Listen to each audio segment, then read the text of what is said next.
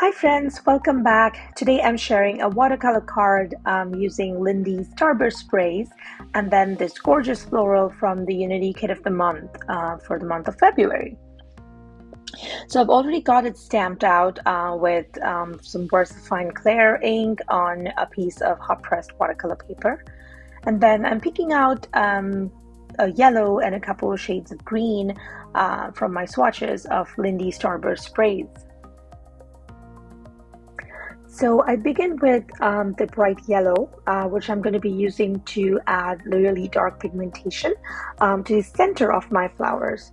Once I'm done coloring the centers and like the inner pockets of all the flowers, I just bring in a brush with some clean, clear water and then blend out those flowers. The fun thing about these Starburst sprays is that the color that I'm using to cut watercolor is of one shade, but the actual mica pigment it has in it is a different shade. So when you actually hold it up to the light, you can see a different shade that shines along with it. Well, now that I'm done with the flowers, I go ahead and bring in a little bit of yellow ochre pigment powder. This is Ken Oliver Color Burst. And I use this to add shadows and a little bit of more interest and contrast to my flowers, because using a single shade of yellow can make it a little dull and monotonous. Anyways, once I'm done coloring up my flowers, I move on to bring in some greens. And that is where I was talking about the shimmer powder or the mica powder in these sprays. It makes it look really, really pretty. You could use regular watercolors, you can't go wrong with them, but then using the Starburst spray just gives me a little bit of an extra oomph factor, a little bit of that shimmer that steps up my watercoloring. So then the green shade I'm using for my leaves is a really light green. The shade of mica powder in this particular spray is gold. So when you paint it, it actually has a green color with some shining gold undertones to it. Once I finished coloring all my leaves with this color, I do bring in another shade of green. So this one is a slightly darker shade with a little bit of blue mica in it. So I use this again to add a little bit of shadow, some contrast and interest to my leaves so they don't end up looking really flat and boring.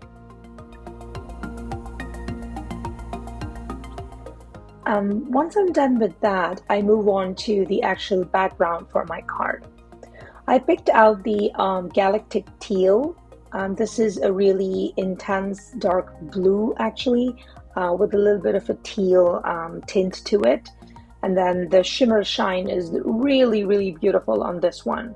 I do dilute it with quite a bit of water when I do the entire background, but then I add more of the concentrated ink to the inner areas or the little gaps between the flowers in the center.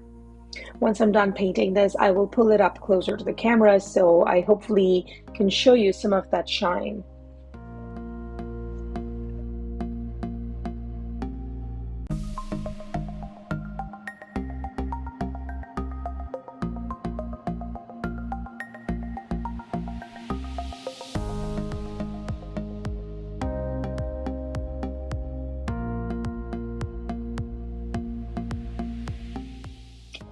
Alright, next I bring in a few mini slimline dies from Shimmery Designs. I die cut my painted panel as well as a matte, white matte for it. And then I made a mini slimline card base using some ivory cardstock. I add a little bit of washi tape and then some gold embroidery thread to just form like a little grounding for my sentiment. Finally, I put together my card and added a few clear embellishments to finish it off. Here it is up close, and you can see the beautiful shimmery shiny effect of using those shimmer sprays. If you liked my card video, do hit the like button and subscribe to my YouTube channel. Thanks again for joining me and have a wonderful day.